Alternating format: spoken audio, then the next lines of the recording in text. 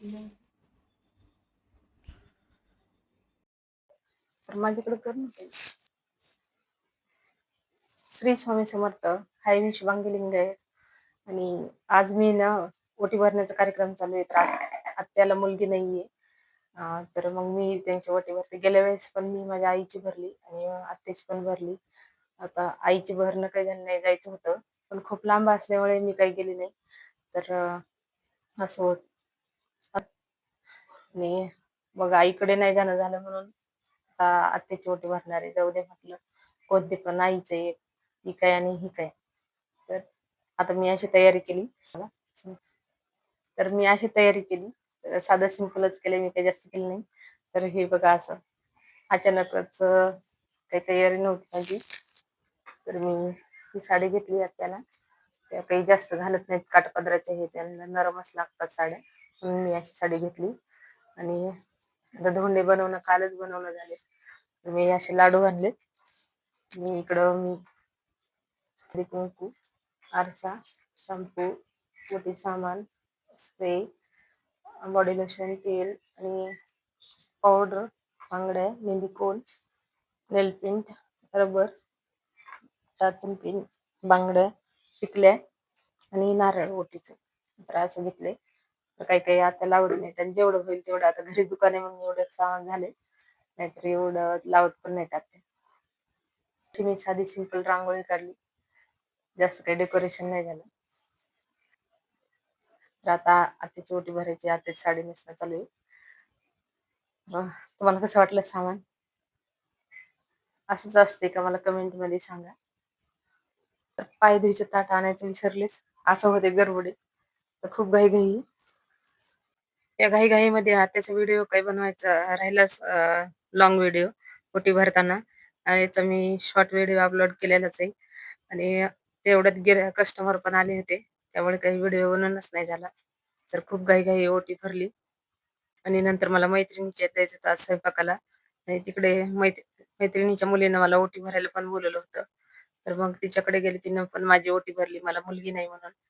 तर खूप मला चांगलं वाटलं तिने ओटी भरली. तर कोणती ना कोणती आहे ना मुलगी, स्वतःला नसलं म्हणून काय झालं. अशा खूप काही मुली आहेत मानलेल्या नातेवाईकाच्या. तर मला काही वाटत नाही. ही पण सारखं काकू काकू करत राहते असं जाणवतच नाही. आमचं म्हणजे शेजारीचं मैत्रीण राहते, तर कधीच असं वाटत नाही परक्यासारखं घर म्हणून. आमचं असल्यासारखंच वाटतं आणि एक कुटुंब असल्यासारखंच वाटतंय. तर नंतर माझी ओटी भरली, तिथं गजरा पण लावून दिला, राहू दे म्हटलं तरी पण. आणि मग ओटी भरली, पाया पडली. आणि आता तिच्या आईची पण ओटी भरायची होती, तर तिच्या आईची ओटी भरू लागली ती. तर खूप चांगलं वाटलं, मनाला समाधान वाटलं की आहे कोणी ना कोणतरी असं मुलगी म्हणून. आमचा ओटी भरण्याचा कार्यक्रम खूप घाई झाला आणि अचानकच ठरला होता.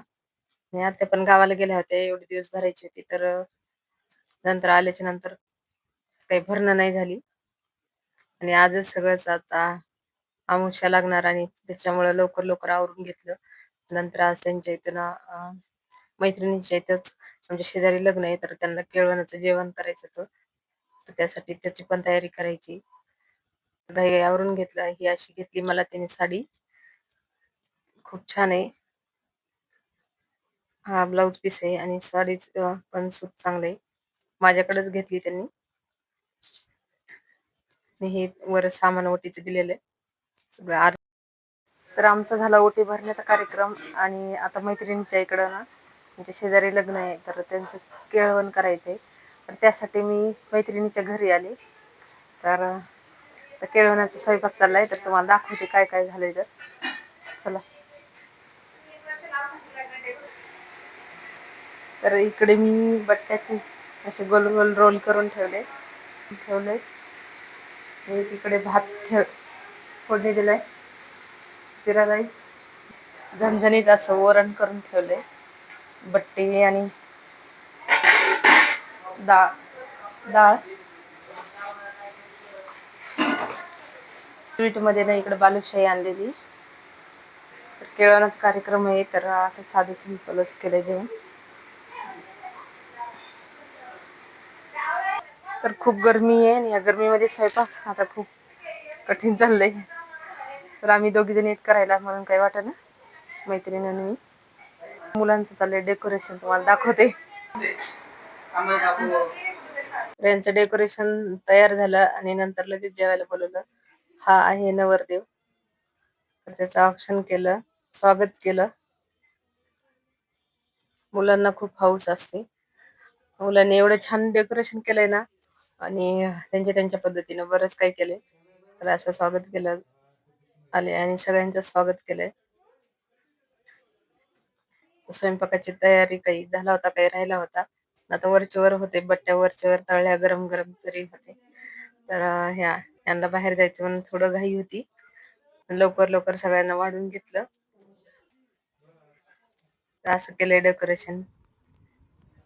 जेवणामध्ये आम्ही डाळपट्टी, भात, भजे, पापड, बालुशाही, कांदा, लिंबू आणखीन काही मीठ, सगळं काही असं आणलं होतं.